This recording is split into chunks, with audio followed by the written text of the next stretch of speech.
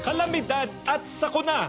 Na ang blessing na ibibigay sa atin ay to protect our learners during times of calamity kasi we cannot avoid that incident if that incident will happen.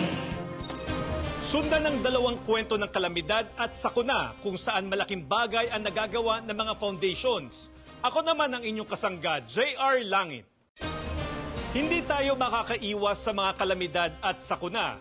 Gawa man ito ng kalikasan tulad ng lindol o yung tinatawag na man-made calamity tulad ng sunog.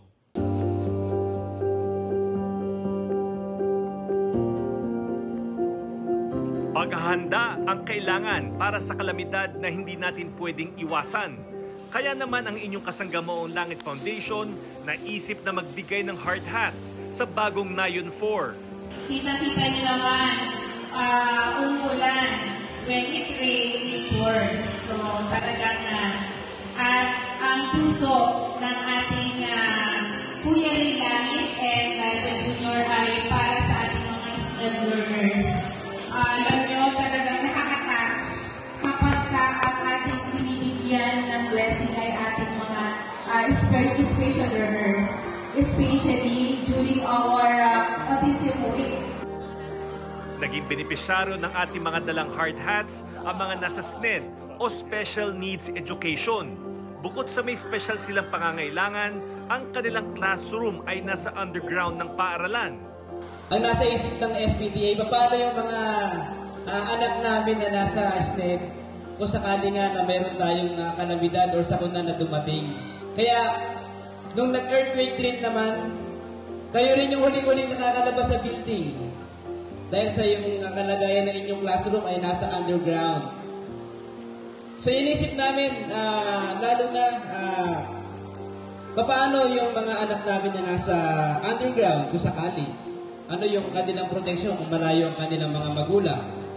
Alam po natin na hindi na mapipigilan po ang kalamidad, pero kaya natin paghandaan po ang mga ito. Kaya po isang pribilehiyo para sa aming foundation na nakapagbigay ng 100 hard hats po sa ating mga kabataan. Kasi po, nakatulong po ito at nagpapasalamat din po ako sa mga leaders po, sa pangunguna po ni Dr. Maricel Tortosa, sa SPPA President kay Kuya Randy, at sa lahat po ng guro at magulang na patuloy na nagsusulong ng kaligtasan at kahandaan sa ating paaralan. Kayo po ang inyong pong dedikasyon ng aming inspirasyon po. At sa ngalan po ng Kasanggamoang Langit Foundation, amin pong ipagpapatuloy ang misyon po na maging kaagapay ng mga paaralan, ng mga guro, at higit sa lahat ng ating mga kabataan. Maraming salamat po. Sa nagdaang 2 taon, tuwing Biyernes, isang grupo ng mga doktor ang dumadalaw sa Barangay 45A sa Sampaloc, Manila para sa kanilang regular na outreach program. Ang Barangay 458 po, partner community namin sila 2 years ago pa. So we started to be their partner community, a partner in terms of their health 2 years ago. So it's part of our program in the UST Hospital Department of Family and Community Medicine, in which every Friday we visit them, we provide free medical assistance, free home visit, and relief operations. So this is an extension of the hospital to them. Kaya naman nung nasunugan ng barangay, nanguna rin sila sa pagbibigay ng tulong. Instead of going to implement a hygiene program for them, dapat po sana magtuturo kami ng sanitation sa kanila. Napag-isipan po ng mga doktor ng UST, ng departamento namin, na ilaan na lang ito, na magbigay kami ng konting tulong sa kanila. After all, mas kinakailangan po nila yon sa panahon na to. Ang binigay po natin ngayon is financial assistance. Financial assistance po, sir. Okay. Pero po last week, ang University of Santo Tomas, the university itself, nagbigay naman po ng mga relief goods sa kanila. So ngayon po, ang hospital, ang UST Hospital at saka department namin, and yung Galax Foundation, nagbigay po sila ng financial assistance. Mistulang extension ng ospital ang barangay dahil 13 residence physicians ang dumadalaw tuwing Biyernes, bukod pa sa interns, consultants at medical clerks. Yung funds po, ito, saan po natin na kukuha po para ipamigay po sa mga beneficiary. Okay. Sir, yung funds natin dito, so una, may tulong na binibigay ang hospital, budget ng hospital, pero the chunk of the funds nanggagaling ko sa department namin. Pag nagkakaroon kami ng mga, we call it in medicine, mga postgraduate seminar, pag nagbabayad ng mga registration fee, yung mga attendees na doktor, yung kinikita ng mga seminar na to, doon siya napupunta. Yun ang parang working budget. And then this time, may yung Galax Foundation namin, it is an NGO from Nepal that is also partnering with USD. Nag-donate rin po sila.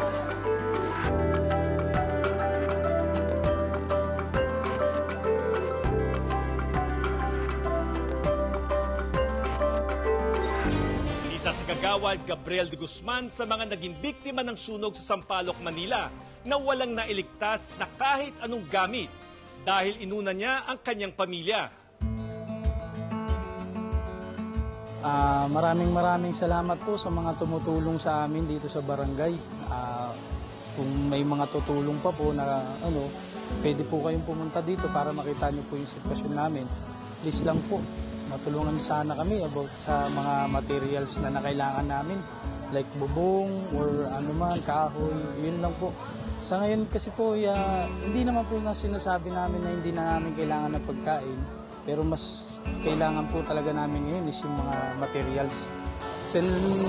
Dito Lapid, marami pong salamat Supremo sa patuloy na pagtulong niyo sa amin dito sa barangay namin, Barangay 458. Sa pamamagitan ng inyong kasangga, na ipamahagi ang tulong na mula sa tinagurian nating Supremo na si Senador Lito Lapid. Nung malaman po niya na nagkaroon nga po ng ganito sunog rito, immediately minobilize po niya ang kanyang staff. Isa po sa mga executives ni Senator Lito Lapid, si Benji. At sa media naman po na agapay ni Senator, ito po si J.R. Langit.